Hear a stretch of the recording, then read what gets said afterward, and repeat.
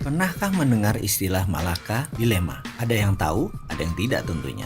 Oke, nggak apa-apa. Saya akan memulai video ini sesuai dengan janji saya untuk mengingatkan tentang Malaka Dilema atau Selat Malaka pentingnya bagi Cina. Setelah pemimpin besar Cina Deng Xiaoping menggaungkan reformasi ekonomi Cina, maka Cina menyadari bahwa Cina bergantung pada energi dari luar Cina. Sayangnya, Cina tidak mempunyai cukup cadangan energi nasional, baik itu berupa BBM, batu bara, uranium nuklir yang saat ini dapatnya dari Mongol, dan 85% harus diambil dari luar Cina. Mulailah mereka membangun strategi tentang minyak, gas batu bara, dan sumber energi lain, termasuk uranium. Gas dari Myanmar dan Pakistan ditarik namun tidak bisa dipipakan melalui sisi timur Cina, hanya sebagian barat Cina dan tengah yang saat ini banyak penduduknya. Sebagai catatan, 70% penduduk Cina berlokasi di sisi timur Cina, ke arah utara dan selatan. Semua daerah industri di tepi pantai pelabuhannya sisi timur. Karena itu infrastruktur yang dibangun semua di sisi timur dan semua menyambung wilayah industri. Semuanya jalanan, kereta api, pelabuhan laut, semua di sisi timur adalah untuk penunjang industri dan niaga. Mereka meniru Amerika tahun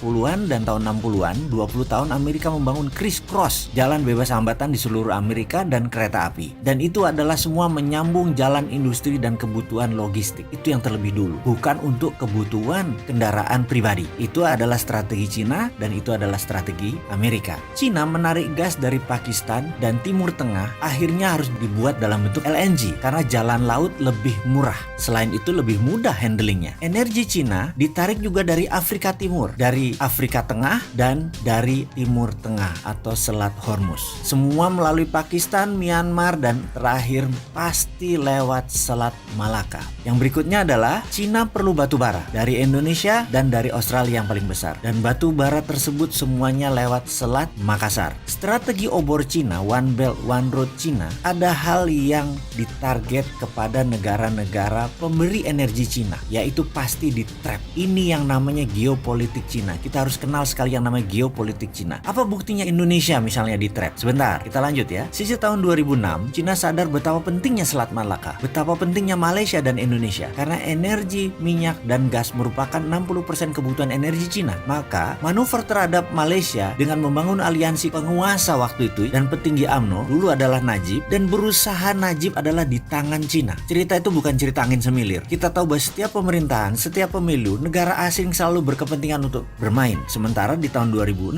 Indonesia itu masih American boy banget. Cina tetap pintar. Dia merangsek perlahan dan Cina dapat batu bara gede-gedean di zaman waktu itu. Oke, sejauh ini kita mulai mendapatkan beberapa buah fakta. Fakta pertama, pentingnya Selat Malaka bagi Cina. Fakta kedua adalah pentingnya batu bara Indonesia untuk Cina. Sekarang kita mengandaikan, kalau Anda adalah Xi Jinping, Presiden Cina saat ini, apakah Anda tidak akan mencoba mengendalikan Indonesia dan Malaysia? Jawabannya adalah harus. Sekarang kalau kita jadi Indonesia, apa manfaat yang Indonesia dapat dari Cina saat ini? Rasanya berat sebelah. Cina dapat lebih banyak manfaatnya. Cina dapat Selat Malaka, Cina dapat batu bara, surplus perdagangan Cina lebih besar, kita impor semuanya dari Cina. Secara dagang kita tekor, secara pemanfaatan lahan kita tekor, secara sumber daya alam kita tekor. Belum lagi strategi pinjaman Cina. Bayangkan, kita secara fisik meminjam uang proyek dari Cina. Begitu pinjamannya selesai, proyeknya terdepresiasi bahkan nilainya jadi nol. Jadi apa yang kita dapat? Gak ada dapat apa-apa. Kemudian kita bisa melihat bahwa kalau kita protes ke Cina, mereka tidak boleh lewat Selat Malaka, mereka muter lewat Papua Nugini, itu bisa menambah 7 hari baru kapal dari Selat Hormuz bisa sampai Cina. Ini terlihat naif, terlihat kayak anak kecil.